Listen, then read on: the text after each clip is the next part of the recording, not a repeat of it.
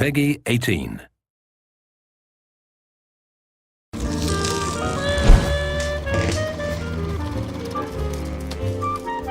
In Fallout, and then in Fallout New Vegas in particular, we really wanted to have sort of a lot of groups that people could interact with. Factions are really important to us. We didn't want to make it something where it was black and white, where you have a small group of good people against a small group of bad people. It's this very complex mixture of these different people and these different factions. The player has a lot of control over what he gets to do in the New Vegas area. He gets to influence what happens to an entire region, and in order to have that kind of influence, he needs to side with one of the factions and sort of decide where he tips the balance.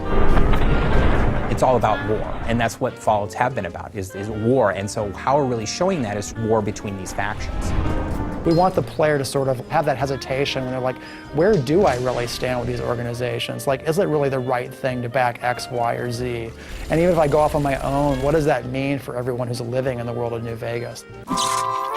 We have three primary factions, one of which is the New California Republic. Which is this big, sprawling government that's gotten too big for its own good. It's so big, it can't control its own territories, it can't police its own laws, it certainly can't protect its own citizens.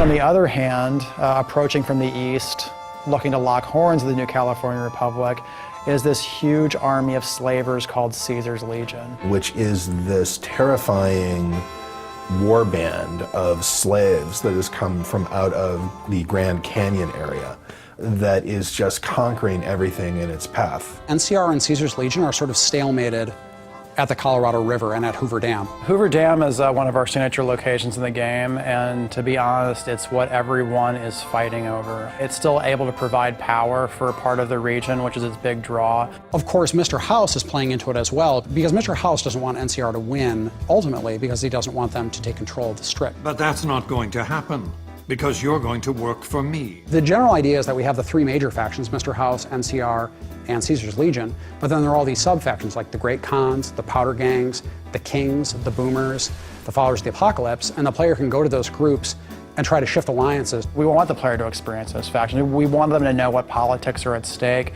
and what ideologies these organizations represent. So when they choose what factions they want to work with, it's based on something more than just a gut, they're good, they're evil reaction. So if you support Caesar, or if you support NCR, or if you help the Great Khans or the Kings, it's going to make a big difference. You can decide, you know what, I don't think any of you are really particularly well suited to be running this place, so I'm gonna fix that. That's where you essentially are either the active champion of Vegas, or you basically just said, it's anarchy now.